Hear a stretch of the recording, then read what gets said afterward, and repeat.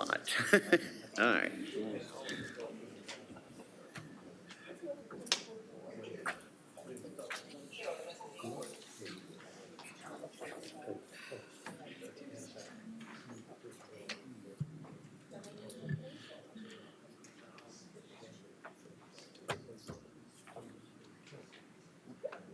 We're about a minute off for some reason. Oh, is it? Okay. Yeah, Mo just caught it when he was sitting over there.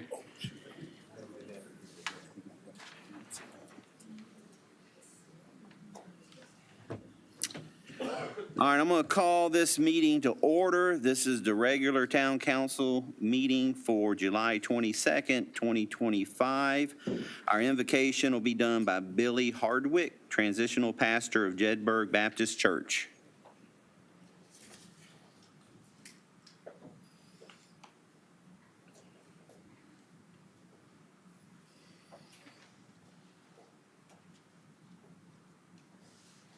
Let us pray. Our Father, we thank you for the privilege of meeting in this place. Allow us to conduct your business in such a way that it both brings glory to your name and that it demonstrates that we are clearly guided by your hand. Bless our town council, that they may hear directly from you and obey your will. Bless our community and our neighbors, that they may feel your presence daily. Guide our conversation and business, that everything be done in your will and for your glory. We lay everything in your hands, Father. In the precious name of Jesus we pray. Amen. Amen. Pledge of allegiance will be done by Council Member Lloyd. Allegiance to the flag of the United States of America and to the republic for which it stands, one nation, under God, indivisible, with liberty and justice for all. Approval of minutes, regular meeting minutes, June 17th, 2025. Do I have a motion? So moved. Second? Second. Any discussion? All in favor? Aye. All opposed? Mayor's report. From June 20th through the 22nd, I traveled to Dillon, South Carolina to support our girls' recreation softball teams. Every age group proudly advanced to the state tournament. Congratulations to all our talented young athletes. And I also definitely want to send a shout out to our rec department for organizing all the hotel rooms and the different things that we had to do. June 25th, I met with a group of community leaders to share updates on current initiatives in town and gather their valuable feedback. June 26th, I had the opportunity to speak at Leadership Berkeley, an event hosted by the Berkeley Chamber of Commerce. I presented an overview of ongoing projects in the town and engaged with the attendees during a question and answer session. June 28th, we held a ribbon cutting for our new Harmony Park all-inclusive playground. It was a wonderful day to see so many members of our community that came out to celebrate with us. I'm so grateful to our town council and the dignitaries who helped make this day a magnificent day. June 28th, despite a brief bout of rain, our 4th of July celebration turned out to be a tremendous success, ending with a spectacular fireworks display. A huge thanks to our incredible staff for their dedication and hard work, and to everyone who joined us and helped make this evening unforgettable. July 2nd, I had the pleasure of having lunch at the Berkeley Senior Center, beautifully catered by Linda and Randy Vincent. I'm especially grateful to the Moncks Corner Police Department officers who took time to connect with our seniors. Their presence meant a great deal and brought a lot of smiles. July 5th, I was invited to the Kitfield Community's 4th of July celebration, where we enjoyed delicious food, meaningful fellowship, and an outstanding fireworks show. Many thanks to the organizers for welcoming me. July 12th, I was honored to attend and speak at the memorial service for Chief Don Wilkins, who faithfully served the Moncks Corner Fire Department for 34 years. I want to thank Councilman Dennis for his attendance as we remembered his legacy. July 16th through 20th, Council and I participated in the Municipal Association's annual meeting in Hilton Head. This valuable gathering gave town leaders the opportunity to receive legislative updates and connect with colleagues from around the state. I'm honored to share that I've officially graduated from the Municipal Elected Officials Institute offered through the Municipal Associations of South Carolina. Adding to the excitement, during the conference, the town of Moncks Corner was recognized as one of just 14 municipalities named to the prestigious 2025 Honor Roll. This recognition highlights towns throughout the state where every sitting council member has completed the MASC's MEO Institute. This is an incredible achievement that reflects our collective commitment to leadership and continued education. We couldn't be more proud of this milestone. Coming up on July 25th at 2 p.m. right here, we are going to have a celebration for Chief Gass. I hope everyone can be in attendance. That's the end of my report. Administrator Lord? Yes, sir, Mayor and Council. Just two things to report. We are getting close to being able to hold a budget meeting. I'm hoping to be able to reach out to y'all later this week to schedule the budget meeting in preparation for the first reading next month. But just to get you an update that I had hoped to do it prior to this meeting, but just didn't get it done. So hopefully we'll go schedule it. I'd like to schedule it next week if possible. The other thing is follow up for our NRCS grant. This is the California branch study that was done. This is the Emergency Watershed Protection Program. We have now cleared all the hurdles and have gotten word that we will be getting, it's a $10 million program. The grant will be $8.5 million. So going through the paperwork now for the agreement and all that, but we have final approval from the federal government on that. So that's really good news. And that's the property buyouts, and that's also the improvements to the California branch so that it'll flow better. That concludes my report, but I'm here to answer any questions if you have any. Mr. Mayor, if I may, Yes. when will letters or correspondence go out to the landowners? So once we get through the agreement process, it's been approved, now we gotta go through the agreement process. Once that's done, then we'll start reaching out. So I would say hopefully by the end of the year. Okay.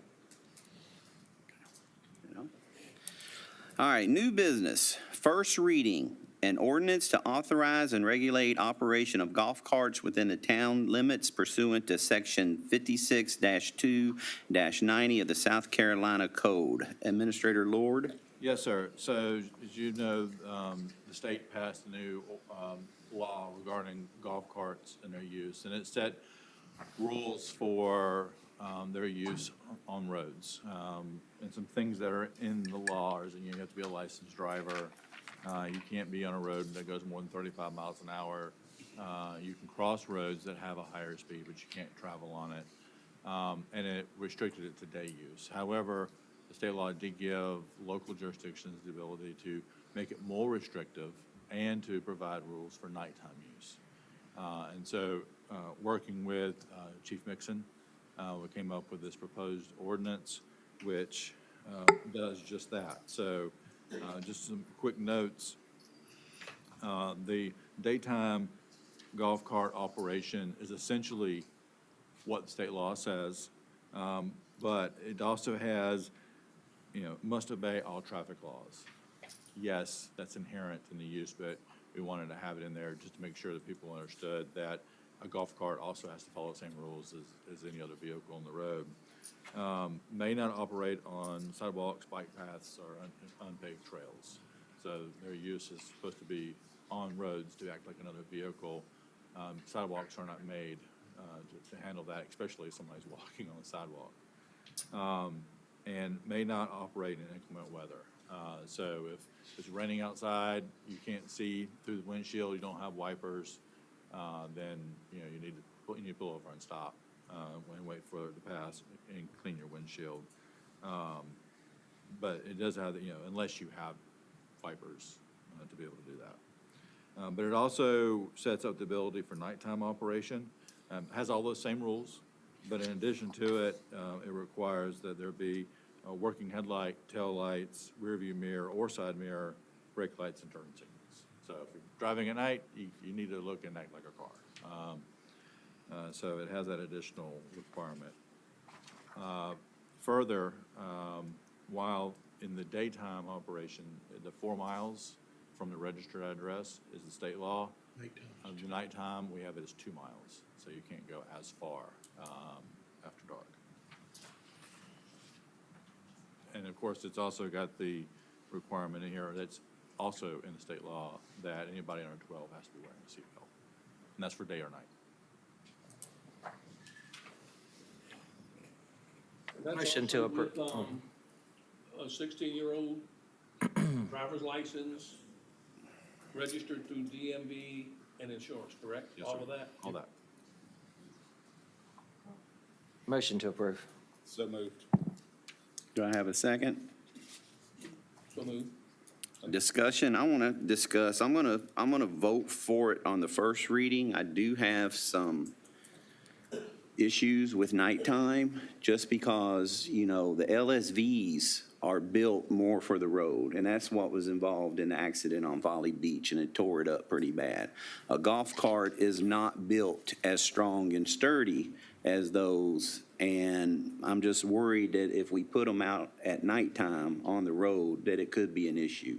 So between this meeting and next meeting, I'm just hoping to get some more public input. I hope that y'all get some more public input so that we're ready on the second reading to make sure this is what we want to do.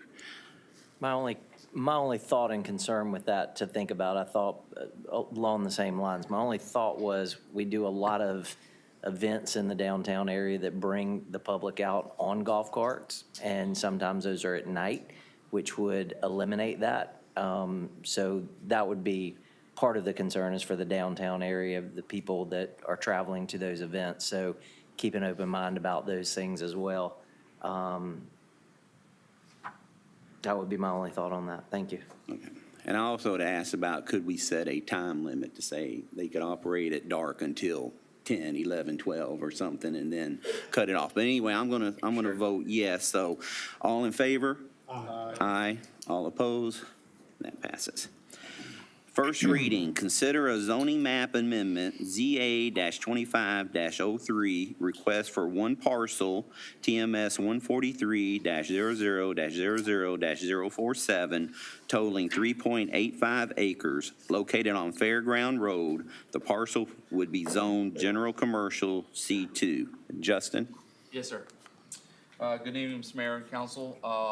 As you mentioned, this is a request, a straight zoning request for a park property over off of Fairground Road, about one door off of 52. The property is currently zoned PDC. As staff is going through some of these older properties, we're finding that they've been zoned PDC, but no conditions have been attached. This is one of those few that we have. So while it is a planned development commercial, there's no real regulations with it. So this will help clean it up. So the permitted uses, the special exceptions, all are unknown to staff, and it probably goes back decades, if not several years, to find out what exactly was approved there. Regardless, the property highlighted in blue, as you can see, it is one door off of 52 near the mobile home park to the north, and you have the fairgrounds where the rodeo is held, slightly off to the east there. Is the property owner seeking a rezoning for C2. Now, the intention for C2 is to be our general commercial zoning district in the town. Covers everything from a bank, a laundromat, all the way up to a Walmart. In this particular case, now this is not applicable to y'all's line of thinking, or should not. The applicant is looking for an office and warehouse use, mainly offices. I believe about 10 offices from a sketch plan I've seen. They run an event center.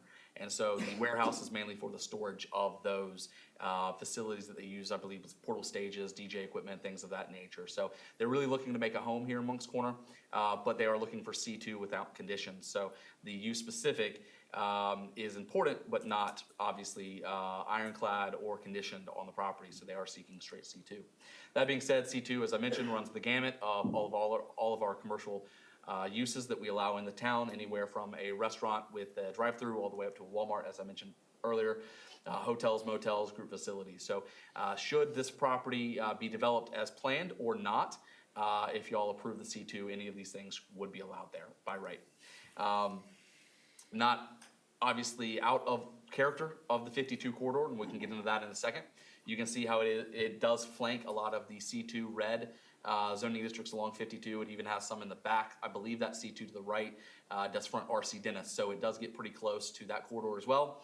You can see some residentially zoned property. That property to the bottom right corner, or the southeast corner of the map is vacant. You can see some of the residential to the north. There are some houses along the two streets in the northeast corner of there, and there was a gentleman who, I believe he is here tonight, raised some concerns to Planning Commission about potential traffic and cut through.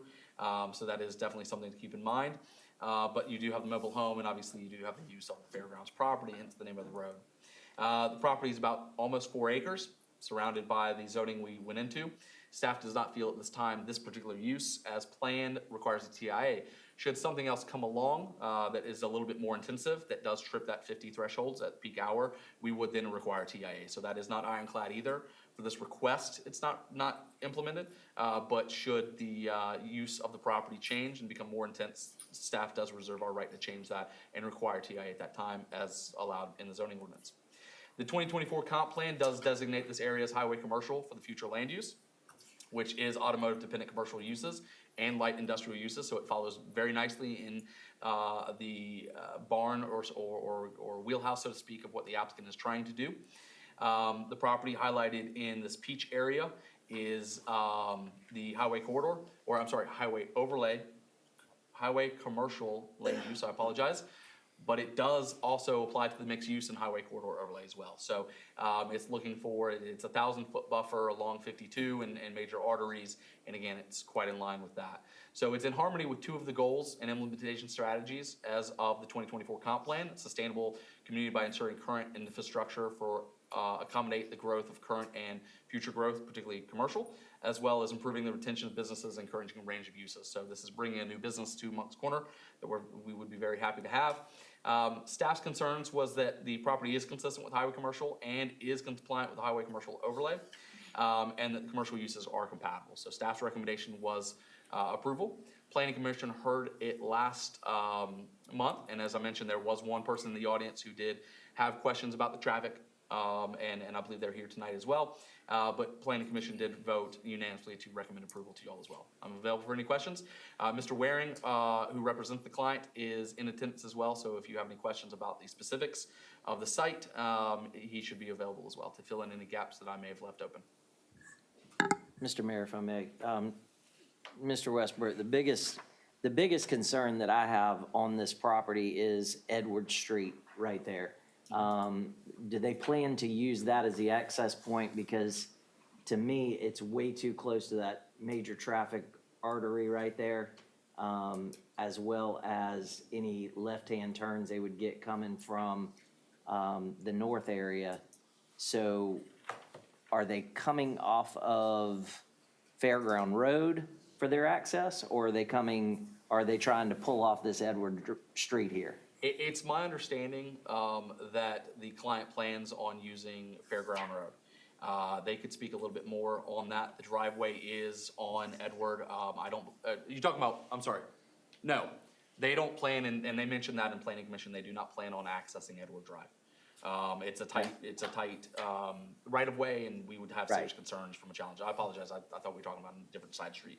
The side street to the north did have concerns. But it is an easement to that property, so I just want to verify that that is not going to be an access point to the property. So 2 things. It's direct access, but secondly, and more importantly, is any promises made tonight by the applicant or Absolutely. acknowledged by staff is not binding. So if another tenant was to come in there, that would be a concern. However, staff can, as we always do, try to get the best deal for the town, and if that is prohibition, and it probably would, because Edward Drive is not a commercial road, we would probably find ways to discourage that and make sure that that was a legal way to do that. But it is not the intention of the applicant to use Edward.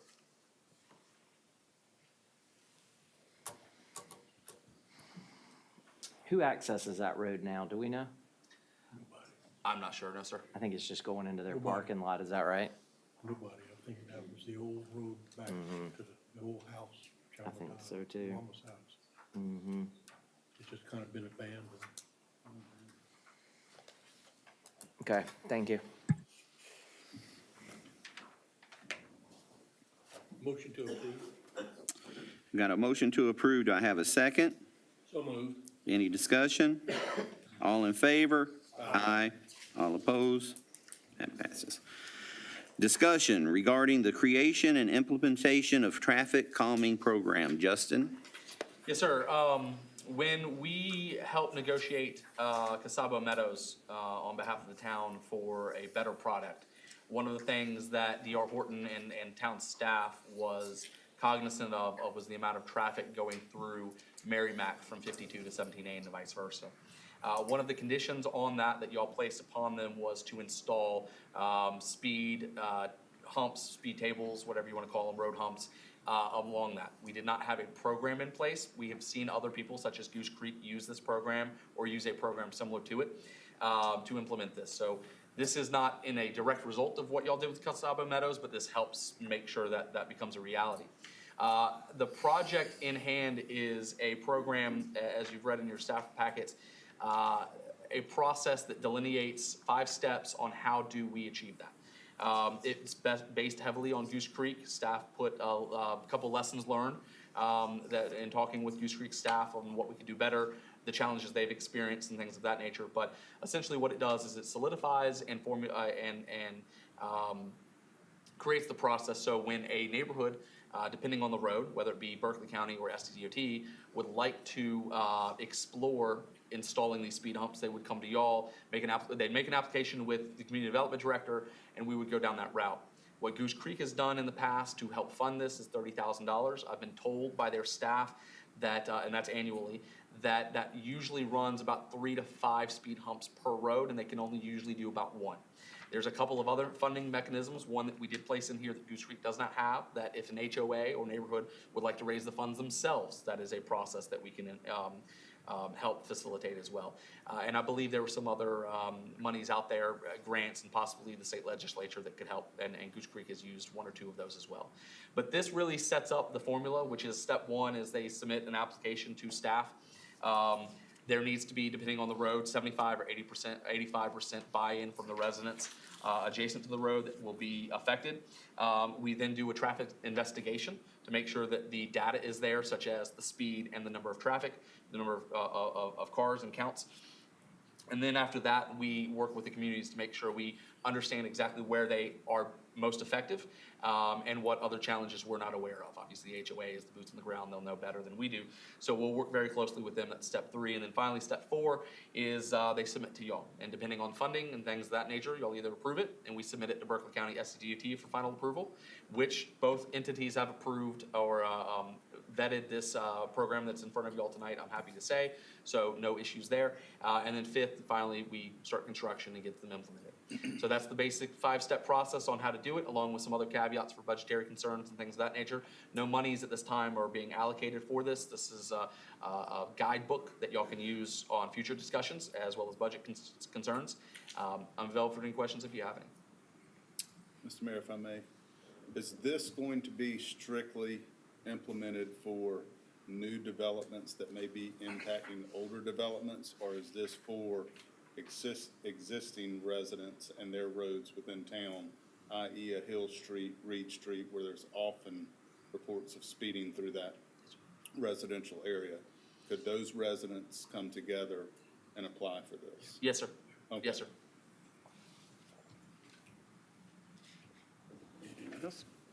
The hope is, to your point, sir, is that staff will, in negotiating future development, will work on that as well within their development. So hopefully this is going to be more geared towards, in my opinion, more historical neighborhoods that are experiencing these challenges now, not future ones that staff can work on the design and the implementation of road standards to prohibit that in the future. Okay. Do I have a motion? So moved. Second? Second. Any discussion? All in favor? Aye. All opposed? Passes. There is no old business to be brought before council. Public input. If you signed up for public input, I'll call your name. Please come to the podium. You will have 3 minutes to speak. This is time to give citizens a chance to give the town officials feedback. If you would like any follow-up and have checked the box on the sign-up sheet, someone from the appropriate department will be in touch. This meeting is for the council and I to do the business of the town of Moncks Corner, so discussion on what you address may be limited. Thank you. Tonight, we have Mr. Chris Baring.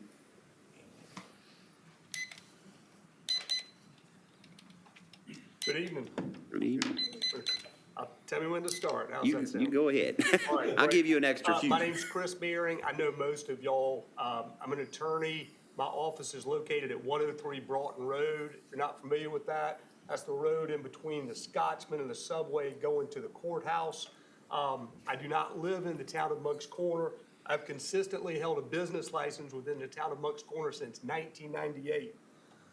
My wife is mainly the property owner, and I rent from her. We converted into a commercial office space, 323B East Main Street. That's on Unity Park.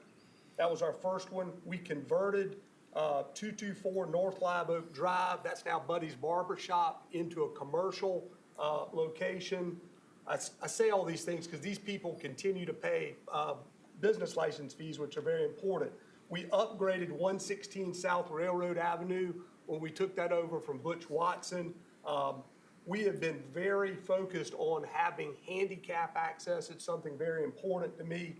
We upgraded 103 Broughton Road to a commercial location, spent substantial dollars there.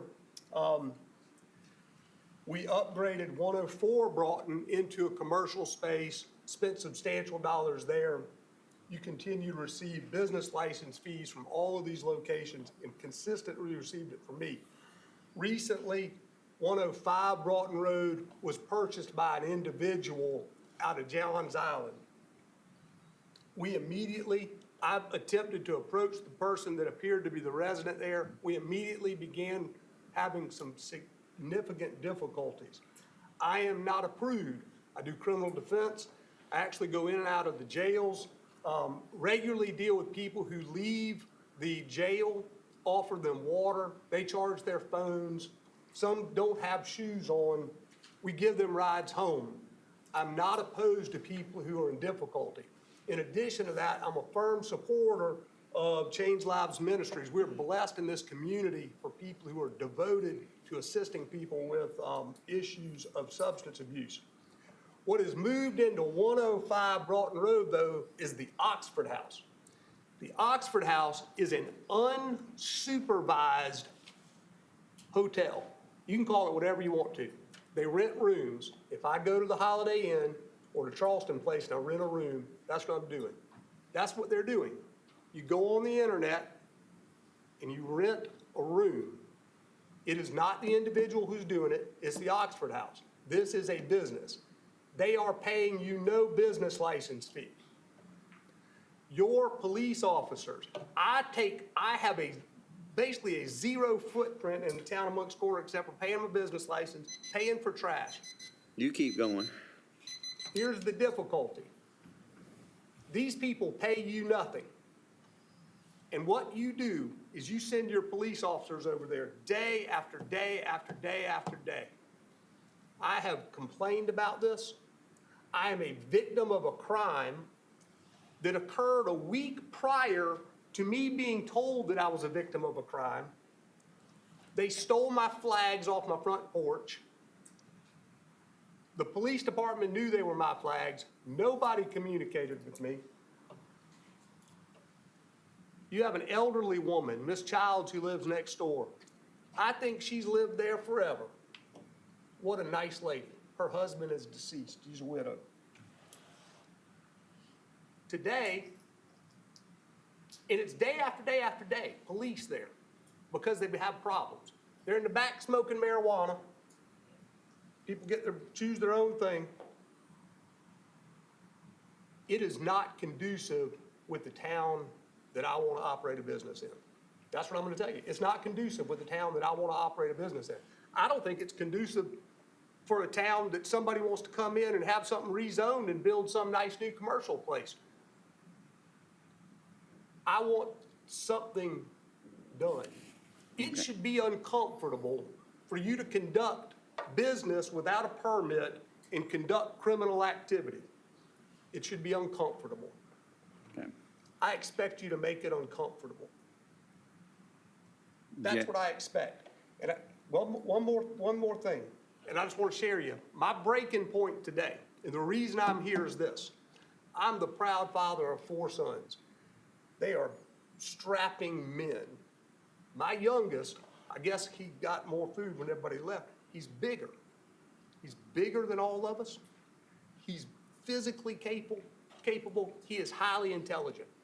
He's working with me this summer. He's 20 years old. And this is what he asked me. He needed to go down to the probate court and file something at the probate court. And this is what he asked me.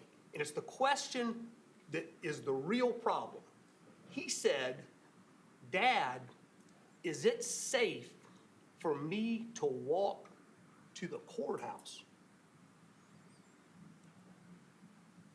If he was physically here right now and you looked at him, he shouldn't, if he's worried about walking to the courthouse, what about Miss Childs when she wants to walk out and get her paper? What about my elderly clients, 2 of which that came today?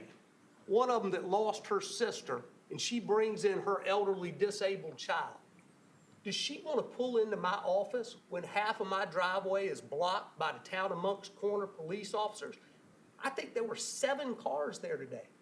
7 police officers. Why would anybody come into my office if on a daily basis that's what they see? Why wouldn't they think that was something that I'm involved in? We have a better community and we deserve better.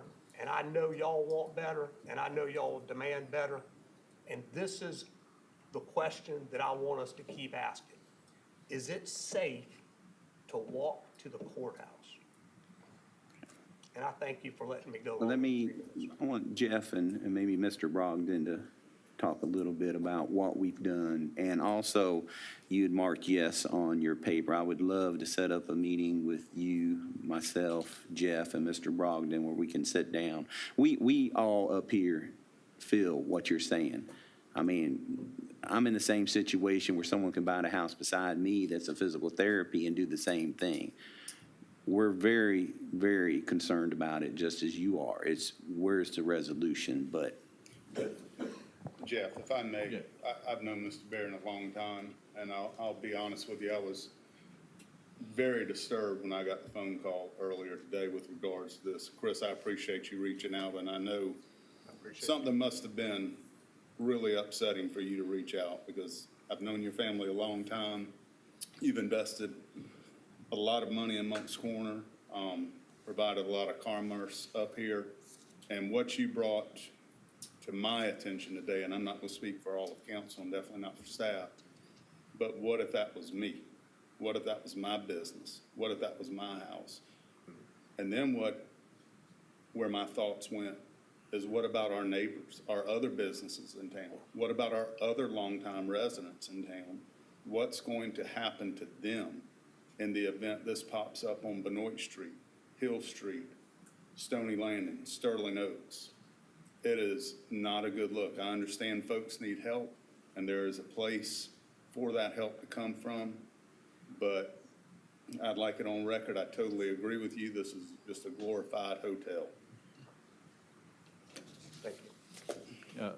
Yes, sir. After your wife first reached out to us, we engaged, we sent code enforcement out there to see if there was code enforcement issues, talked to the police department, make sure that they were engaged, determined that there was, a resident there that was causing a lot of problems. I believe it was the one that stole the flags and other things, and that person was put in jail and evicted from the house. Since then, that person, when they got out of jail, came back for their belongings, and that created another police call over him trying to get his belongings back. So they have a difficult individual. And we've been engaged in that conversation. The police chief has talked to the people who run the facility to coordinate, to make sure that they knew that we were there and available to help at all that we could. We did look into the business license issue. Unfortunately, nonprofits don't get a business license However, the property owner is required to get one and has gotten one.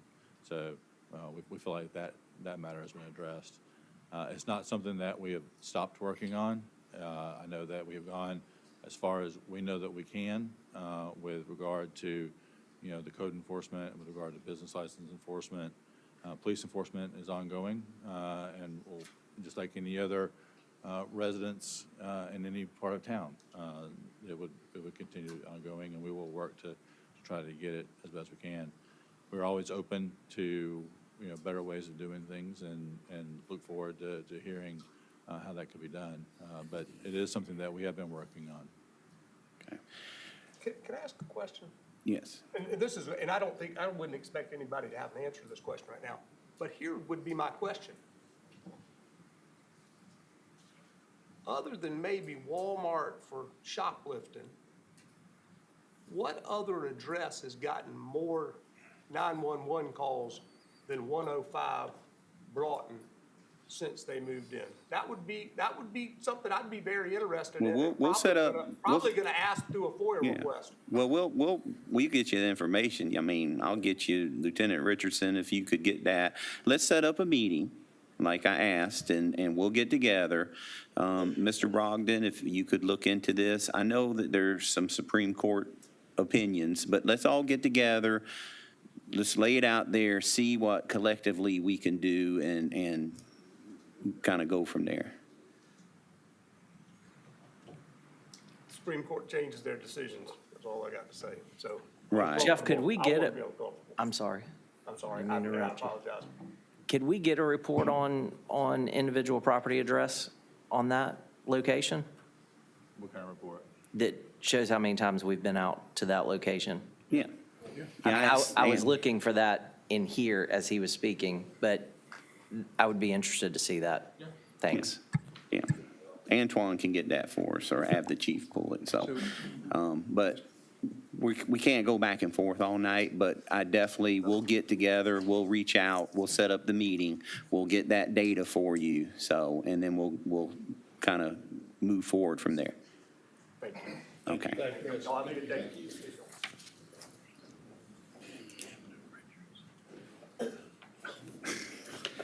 Captain Richardson, I'm sorry. Thank you, David. All right, executive session, we need a motion to go into executive session to discuss matters relating to the proposed location, expansion, or provision of services, encouraging location of businesses, contractual matters pertaining to a lease agreement. Do I have a motion? So moved. Second? All in favor? Aye. All opposed? We are now in executive session.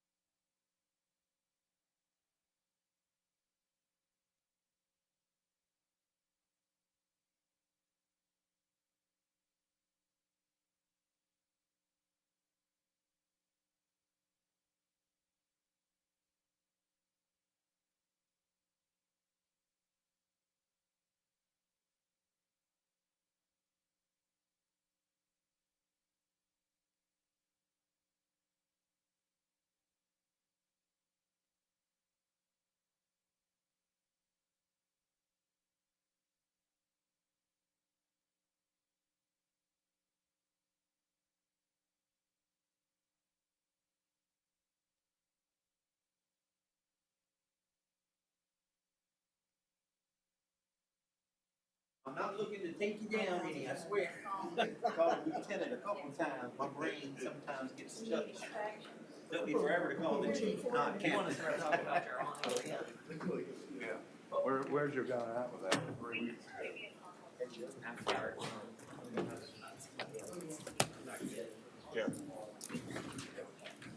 Tell you what, your pool guy's catching it with my pool, trying to get all the levels right.